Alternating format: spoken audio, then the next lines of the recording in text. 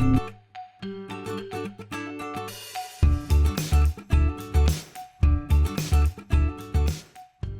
guys, it's Kimberly from the Fat Quarter Shop, and on today's Classic and Vintage episode, I'm going to show you how to make this vintage block called Wild Geese Straight Furrows. It's a very simple block that makes a beautiful quilt when you combine all the blocks together, and we're working with French General Fabrics by Moda, and we'll be using 2-inch finished triangle paper by Triangles on a Roll. So let's get started. So to make this block, the hardest part is the half square triangles.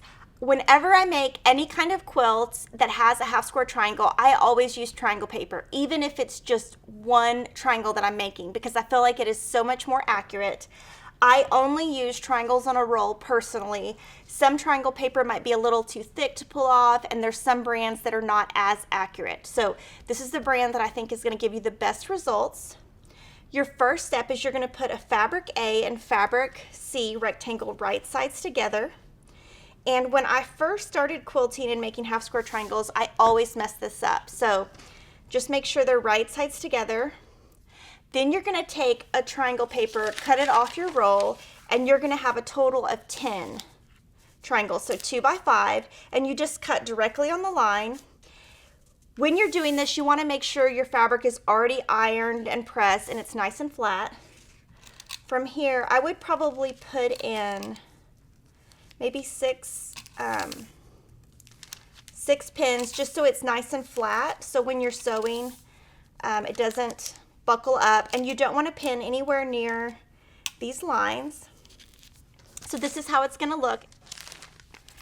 So you're going to go to your sewing machine, and this is very basic, very beginner. You want to use a shorter stitch length. So I'm going to use like a 1.4, and you're going to want to stitch directly on the line. The reason you want to use a shorter stitch length is so when you rip the paper, it doesn't pull your stitches out. You want to be very accurate on your stitches, just sew directly on the dotted lines. I used our Full Color 2000, which really blends nicely with my fabrics, and it's actually what I use for probably 70% of my quilts. So that's a really nice Full Color you can use. Then what I'm going to do is cut on the lines.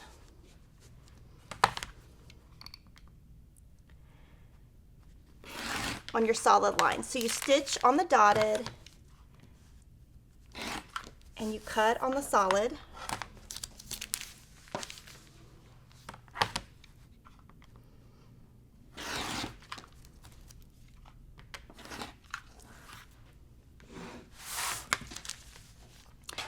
Now for this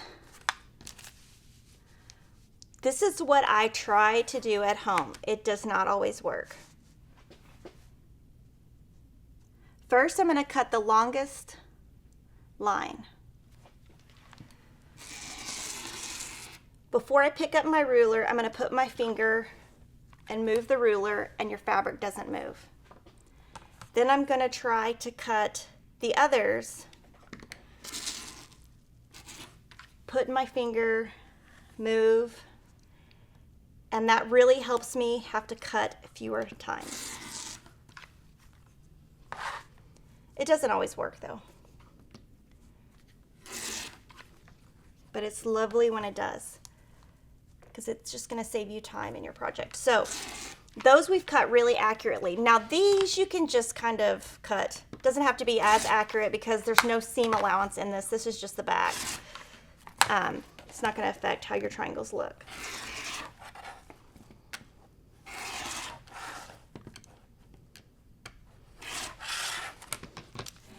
So I'm going to pull the paper off, and you can see that it's just pulling off really nicely because I used a short stitch length. We've made a total of 20, but we're only going to be using 18 for each block. So with something like this, I would just save it for, save your leftover too for another project. And now I'm going to show you how you can press your half square triangles. So pressing your half square triangles is easy. I do use steam. That's one of the #1 questions that y'all ask. And I do set my seams. I used to not understand why it was important to do that. When I first took beginner classes, I was like, why is this teacher saying to set the seams? That's so stupid, but it's not. just do it. It'll make it flat, and then when you press when you press to one side, you're less likely to get a duck pleat. So I'm going to do that. A duck pleat, I'm going to just show you what it is.